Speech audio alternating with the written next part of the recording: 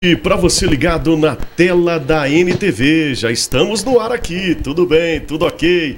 É o final de semana chegando e a programação da NTV, a partir de agora, na sua tela, no canal 8.1 Digital. E vamos agradecer também a nossa enorme audiência, que cresce a cada dia através do Facebook, na página da NTV Patos de Minas. O Opinião Regional de hoje, como você já sabe, é feito para vocês, por vocês e com vocês. O telefone está aí na sua tela para você estar participando, 3821-4488, e também o nosso WhatsApp para você ficar bem à vontade. Como eu disse, é você que comanda o nosso bate-papo e eu quero saber, quero ouvir a sua opinião. Bom, abrindo aí na tela, o nosso convidado já está aqui no estúdio, ele que já é um grande parceiro da Sociedade Patense, de quem acompanha aí o nosso programa, o Dr. Daniel Rezende. É uma honra e um prazer recebê-lo mais uma vez aqui no Opinião Regional.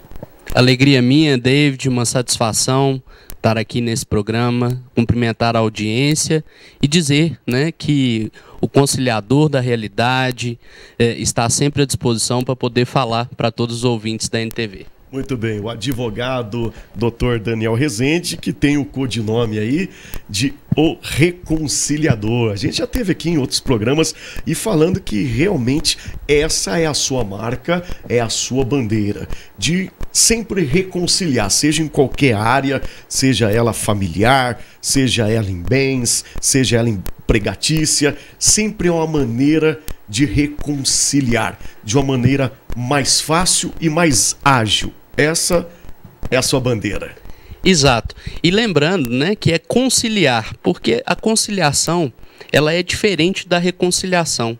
Muitas vezes as partes não vão conseguir se reconciliar, mas podem fazer um bom acordo, sair pacificadas, né? Esse é o objetivo dos métodos adequados de solução de conflitos, a conciliação, a mediação e também a arbitragem. E por que não a reconciliação, enfim? Bom, e você tem um programa, você tem um projeto nas redes sociais também que se trata disso, né? Exatamente. Eu tenho, né, já uma atuação nessa área de alguns anos e as redes sociais têm favorecido muito, né, têm aproximado muito as partes, aqueles que, né, sofrem algum litígio ou enfrentam algum conflito, e as redes sociais então têm ajudado a disseminar essa cultura da pacificação social. E aí então nós criamos o Conciliador na Realidade, que está no Instagram, está no Facebook, no LinkedIn, enfim, né, nas mídias, para que as pessoas possam realmente conhecer essa possibilidade, né, de tentar resolver os seus conflitos, não só através do Poder Judiciário, mas também através aí dos outros métodos, né, que a gente já falou aqui por outras vezes. E tem como resultado final, para o nosso telespectador entender, que o resultado final que você defende é desafogar o Poder Judiciário, né? Porque muitos passam por isso. Você, telespectador, deve estar se perguntando e se identificando.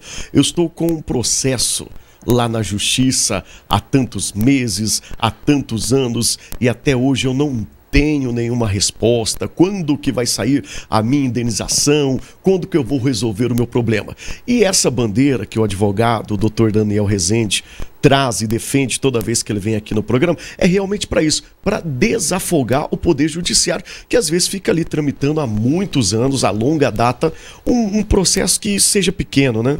Exatamente. O objetivo é fazer com que a justiça ela seja realmente feita. Rui Barbosa, um jurista famoso, brasileiro, ele já dizia, né, que justiça tardia não é justiça.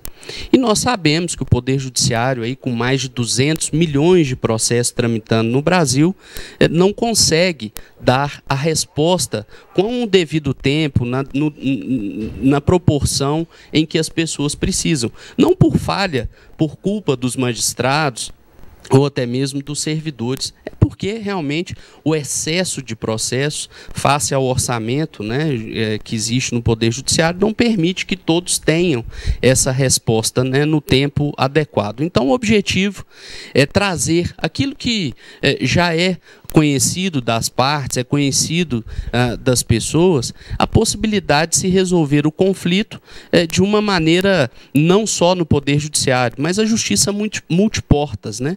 Com a conciliação, a mediação e também a arbitragem. E um dos motivos que traz o advogado, o doutor, aqui no nosso programa hoje é sobre uma visita sua no Congresso, né, lá na Câmara dos Deputados, em especial nesse mês que se passou agora recente, em agosto, que o senhor foi dar uma explanada e debater um tema sobre um projeto que é o PL 533 de 2019, que fala realmente sobre isso, que traz aí a proposta, né, que pretende estimular a solução de conflitos de consumo antes da ação em fato.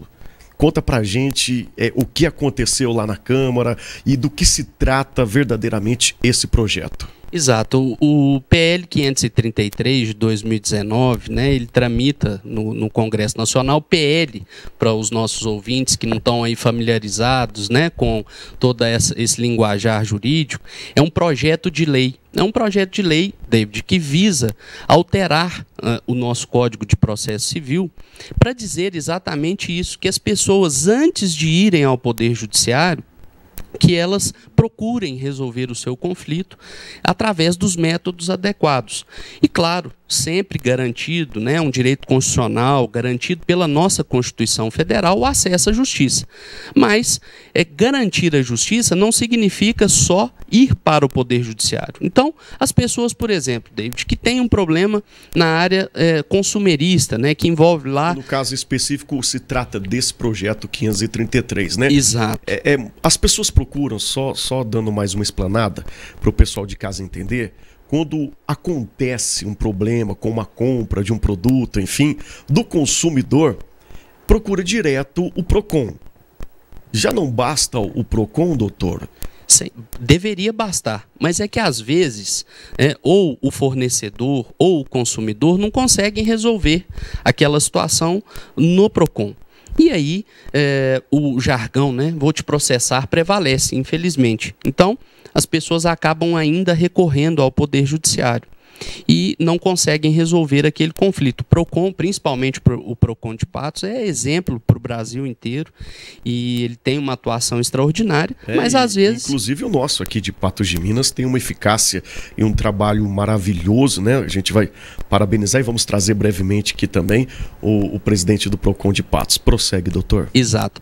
E às vezes, então, as pessoas não conseguem resolver aquela situação ali no PROCON e vão ao Judiciário. E esse projeto de lei, né, ele vem alterar a proposta essa, o que está sendo discutido no Congresso Nacional, de iniciativa da Câmara dos Deputados, é que antes de ir ao Judiciário, se não conseguiu resolver no PROCON, que procure resolver ou no Centro Judiciário de Solução de Conflitos, ou numa Câmara de Mediação e Conciliação, e aí sim, depois de não resolver através desses órgãos, aí sim a pessoa vai ao Judiciário. Então, a ideia, né, é de que o consumidor, e aí não só consumidor, viu, David?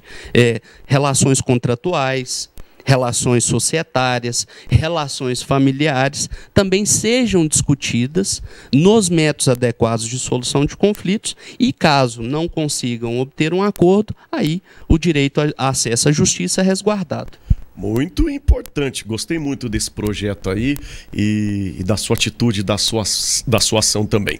Bom, lembrando que esse projeto 533/2019, ele é de autoria do deputado Júlio Delgado, né? Não é isso? A gente vai para um rápido intervalo e daqui a pouquinho a gente vai falar aí os benefícios se aprovado for esse projeto. Daqui a pouquinho aqui na tela da NTV. Muito bem, estamos de volta com a Opinião Regional de hoje, sempre contando com a sua participação. Mais uma vez, o telefone está aí na sua tela para você tirar suas dúvidas e se posicionar. A sua opinião é o mais importante no nosso programa. Hoje recebendo o advogado o reconciliador, o conciliador, assim que é de denome, doutor advogado Daniel Rezende. Vamos voltar ao nosso bate-papo em questão a PL 533 de 2019, que fala e tem como eficácia final desafogar o Poder Judiciário. Esse é o grande sentido desse projeto. Exatamente. Todos, como já mencionamos, sabem, né, da dificuldade do Poder Judiciário em dar a resposta a contento com o tempo que as pessoas esperam para que a justiça seja feita. Então, o objetivo, né, dessa proposta de alteração à legislação é exatamente para tentar trazer agilidade e buscar principalmente a pacificação social. Muito bem. Doutor, uma curiosidade. Um processo de pequenas causas, nesse caso específico de que se trata o projeto 533, que ainda está tramitando, não foi aprovado, e a gente vai falar que peça em contra desse projeto, mas um processo de pequenas causas, ele demora quanto tempo para obter finalmente o seu julgamento hoje em dia? Excelente pergunta. Devido a essa pandemia toda também, a gente sabe. Excelente pergunta, David. É importante até para que a gente faça um paralelo, para quem nos assiste, entender os benefícios da aprovação dessa alteração à legislação e também que já iniciem, né, quando tiverem um conflito, com a conciliação, a mediação. Olha, hoje, para se marcar uma audiência, né, no juizado especial, e essa audiência inicial, a audiência de conciliação, né, porque as partes são intimadas, né, a comparecerem primeiro para uma audiência de conciliação. Média 6 meses para que a parte vá até o Poder Judiciário e aí essa primeira audiência aconteça. Média 6 meses. Ao passo que se forem para conciliação numa Câmara privada ou até mesmo no Sejusc, quando é Câmara privada, esse prazo cai para 15 dias. Então a pessoa leva aquela demanda e em 15 dias a primeira audiência é realizada. E um dado interessante que nós temos é que em 80% dos casos em que as pessoas comparecem para essa audiência de conciliação, eles conseguem obter um acordo. Muito bem, não precisa esperar tanto tempo mais, né? Apesar que até um longo prazo, se fosse ver, né, exato. doutor? Isso para primeira audiência. Então nós estamos falando de uma diferença de 6 meses para 15 dias. E depois, se não acontece a conciliação ou o acordo naquela audiência, até que tenha uma sentença de primeiro grau, uma sentença em primeira instância, média 2 anos e meio, média. Então com a aprovação desse projeto, você aí de casa pode pesquisar aí. A internet está aí também para trazer benefícios. Faça assim como eu, quando ouvi falar desse projeto, entrei em laboratório, fui pesquisar. É o projeto 533/2019. Digita aí que você vai saber a importância desse projeto. Eu gostaria, doutor, para quem está lá em casa e é leigo a respeito do que a gente está se falando, do projeto, mas entende a importância. Nós estamos aqui para levar de forma mais popular, né? Para que você aí de casa entenda de fato do que estamos falando e do que é importante para você no seu dia a dia.